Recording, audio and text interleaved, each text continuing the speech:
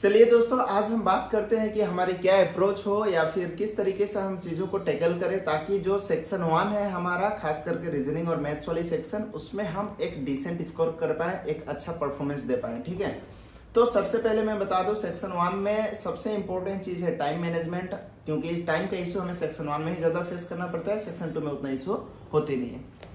Section 1 में क्या करना है, देखिए आप लोग अभी कुछ दिन मॉक टेस्ट लगाने में पहले रीजनिंग लगाइए या फिर पहले मैथ्स लगाइए। 4-5 मॉक में रीजनिंग लगा के देख लो, 4-5 में मैथ्स लगा के देख लो। ठीक है, जिसमें आपको कंफर्टेबिलिटी आ जाए कि हाँ मुझे पहले मैथ्स ही लगाना है, तो आप पहले मैथ्स में ही करना, लेकिन हर बार पहले मैथ्स से ही जाना। प्रैक्टिस उस तरीके से हमें बनाना है। हालांकि मैं रिकमेंड करूंगा कि आप लोग पहले रीजनिंग में जाओ। ठीक है, क्योंकि पिछला बार देखे थे हमारे समय क्या हुआ था कि मैथ्स इतना टफ आया था कि जो बच्चे पहले मैथ्स लगा रहे थे और 2-4 क्वेश्चंस में अटकने के कारण अच्छे अच्छे बच्चों की मतलब हालत खराब हो गई थी, वो सिलेक्शन नहीं ले पाए थे। ठीक है, तो मैं रिकमेंड करूंगा कि आप लोग पहले रीजनिंग कीजिए, पहले रीजनिंग फिर मैथ्स वाली सेक्शन। ठीक है, अब इसमें क्या होता है, 30 क्वेश्चंस होते हैं और टाइम हमारे पास 1 घंटे का होता है, यानी कि 60 क्वेश्चंस हमें करनी होती है 1 घंटे में। मैं रिकमेंड करूंगा कि आप लोग पहले रीजनिंग कीजिएगा, और रीजनिंग में क्या अप्रोच होगी वो मैं बता रहा हूँ। रीजनिंग आपका टारगेट रहेगा टाइम डिवीजन का, कि रीजनिंग में 22 से 23 मिनट, 22 मिनट मान के चलिए, 22 मिनट में मैं रीजनिंग कर लूंगा और रिमेनिंग मिनट्स जो टाइम मेरे पास रहेंगे वो मैं मैथ्स के लिए दूंगा। अब इसमें क्या होगा, आप लोग सोचोगे कि 22 मिनट में मैं 30 सवाल रीजनिंग के कर पाऊंगा कि नहीं। आपको 30 नहीं करने हैं, हाँ शुरू में 30 नहीं करने हैं। आपको सबसे इंपॉर्टेंट चीज़ है कि आप चीज़ों को स्किप करते जाइएगा, देखिएगा कि एक सवाल कुछ अलग है। रीजनिंग में मान के चलो पहला सवाल करने गए और उसी में सिटिंग अरेंजमेंट का आ गया, और देख रहे हो कि 4 लाइन में स्टेटमेंट सेंटेंस दी हुई है, फिर जाके रेफरेंस ड्रॉ करना है उसे, तो इसमें आपको बहुत टाइम जाने वाला है। ऐसे खास करके क्वेश्चंस को आप लोग स्किप कर दीजिएगा, 2-3 क्वेश्चन ऐसे स्किप करके। रीजनिंग को आपका टारगेट है कि 20 से 22 मिनट तक देके मैं 30 सवाल में मान के चले 25-26 सवाल पहला गो में कंप्लीट कर लूँ।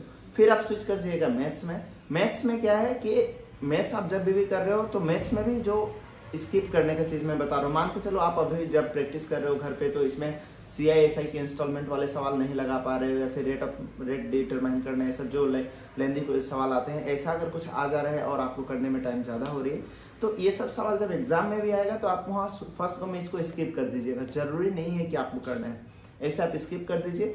उससे क्या होगा कि आप 45 से 50 मिनट का टाइम में देखोगे कि मैंने ऑलमोस्ट आउट ऑफ 60 क्वेश्चंस 50 से 54 क्वेश्चंस मैं कर चुका हूँ, बचे हैं 6-7 क्वेश्चंस, उसमें आपको बाद में टाइम देना है। अब इसमें कुछ इंपॉर्टेंट बातें मैं बता रहा हूँ, उसको आप लोग ध्यान से सुनिए।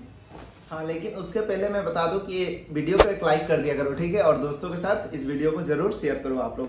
हाँ, तो मैं क्या बता रहा था, टाइम के बारे में मैंने बता दिया और क्या अप्रोच होनी चाहिए वो बता दिया। अब कुछ इंपॉर्टेंट बातें मैं बताना चाह रहा हूँ कि ये कुछ दिन आप लोग ज़्यादा से ज़्यादा सेक्शनल मॉक लगाइए, सेक्शन 1 खास करके।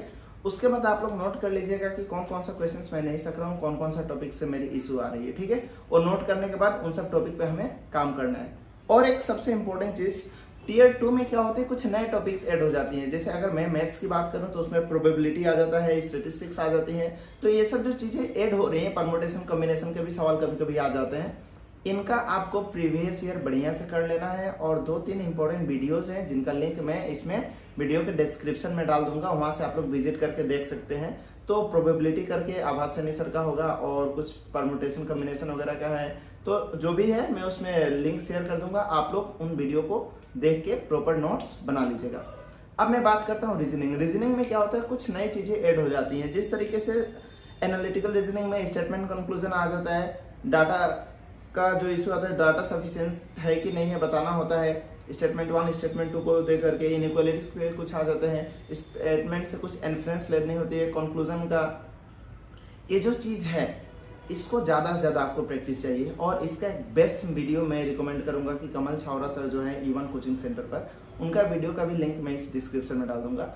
तो आप लोग क्या कीजिए, अभी आप लोग जो जो नए टॉपिक ऐड हो रही है ना, इनको पहले बढ़िया से कंप्लीट कर लीजिए, इनका प्रॉपर नोट्स बना लीजिए, जो टीयर 2 में खास करके आते हैं प्रॉपर नोट्स बना लीजिए, और फिर इनके प्रीवियस ईयर आप लोग कर लीजिए। ठीक है, और 2-3 चीज़ें हैं, देखिए मैं बता रहा हूँ कि एक कैलकुलेशन पर कमांड बहुत इंपॉर्टेंट है। अगर आपको एग्जाम में 20 × 5 भी मल्टीप्लाई करके लिखना पड़ रहा है तो उससे नहीं होगा। रफ्तार का गेम है, सीजीएल सब तैयारी कर रहे हैं, लेकिन जिनका रफ्तार सही है उनका सिलेक्शन होने वाला है, ठीक है। इसीलिए आप लोग थोड़ा कैलकुलेशन पे काम कीजिए। और कुछ जो डिजिटल सम वगैरह मैं बोलते रहता हूँ, एक वीडियो है मेरा, देखिएगा कैलकुलेशन स्पीड कैसे बढ़ाएं, उस वीडियो को आप लोग देख लीजिएगा। वो सब चीज़ जो मैं बताया हूँ उनको आप लोग इनकलकेट कीजिए अपने मॉक एनालिसिस, मॉक के टाइम ये सब कीजिए। हाँ, और एक इम्पोर्टेंट चीज़, जब भी आप मॉक टेस्ट लगा रहे हो और मॉक टेस्ट खत्म हो रहा है तो उसके बाद मॉक एनालिसिस में एक चीज़ का बहुत अच्छी तरीके से आप लोग ध्यान दीजिए, वो है टाइम। टाइम के बाद मैं क्या बता रहा हूँ कि कुछ कुछ क्वेश्चंस में ऐसे होते हैं, आप लोग देखिएगा कि ऊपर ना उसका एक डिटेल वीडियो बना दूंगा। फिर भी मॉक जब एनालिसिस कर रहे हैं तो देखिएगा कि टॉपर लोग को सिर्फ 30 सेकंड लग रहा है, आपको 1.5 मिनट लग रहा है, हालांकि उसका डिसेंट टाइम है कि 45 सेकंड में हो जाना चाहिए। तो आप लोग का जिस सवाल में टाइम ज़्यादा लग रहा है उससे आप लोग को उसमें रफ्तार बढ़ानी है कि उसमें मेरा टाइम कम लगे। सबका 30 सेकंड लग रहा है, मेरा 50 सेकंड क्यों लग रहा है? उसमें टाइम ज़्यादा डिले होने से टेक्स्ट बुक वगैरह में देखिएगा रेड कलर का एक आइकॉन आ जाता है। तो वो सब चीज़ें आप लोग को उस पर भी काम करना है। मॉक एनालिसिस ये नहीं कि सिर्फ जो गलत करें उसको सही कर देने, टाइम पे भी आपको काम करना पड़ेगा। कहाँ मेरा कहाँ टाइम वेस्ट हो रहा है कि नहीं? सब जब 20 मिनट में कर रहे हैं तो मुझे 30 मिनट क्यों लग रहा है? उन सब चीज़ पे भी आपको काम करना पड़ेगा। और जो भी बातें मैं बताया हूँ उन सब चीज़ को आप लोग फॉलो कीजिए। सबसे इंपॉर्टेंट चीज़ जो मैं बताया, रीजनिंग पहले करना है, फिर मैथ्स वो देख लीजिए। उसके बाद से जो इंपॉर्टेंट टॉपिक्स ऐड हो जाते हैं टीयर 2 में, उस पर काम करना है, उस पर काम कीजिए। और सिर्फ प्रीवियस ईयर, अभी कुछ नहीं करना है। कॉन्सेप्ट सीखो और प्रीवियस ईयर लगाओ, कॉन्सेप्ट सीखो और प्रीवियस ईयर लगाओ। इतना बस आप लोग करो, बार बार करो इसी चीज़ को, रिवाइज करो। और लास्ट के टाइम में रिसोर्स चेंज गलती से भी मत करना। ये नहीं करना कि मैं इतना दिन ये पढ़ रहा था और वहाँ से भी पढ़ लूँ, उन सर का भी पढ़ लूँ, उस सर का भी पढ़ लूँ, उस मैडम का भी पढ़ लूँ। प्लीज़ ये गलती आप लोग नहीं करो। इतना ही कुछ करो, बार बार करो, रिवाइज करो, बार बार करो, प्रीवियस ईयर करो। That is more than enough. इसी से आपका रिजल्ट होने वाला है। तो ऑल द बेस्ट विशेस आप लोग कीजिए बढ़िया से। और ट्रस्ट में जो मैं तरीका बताया उस तरीके से आप लोग करेंगे तो सेक्शन 1 में आपका बहुत ही अच्छा स्कोर आने वाला है। ऑल द बेस्ट विशेस, लगे रहिए। Thank you.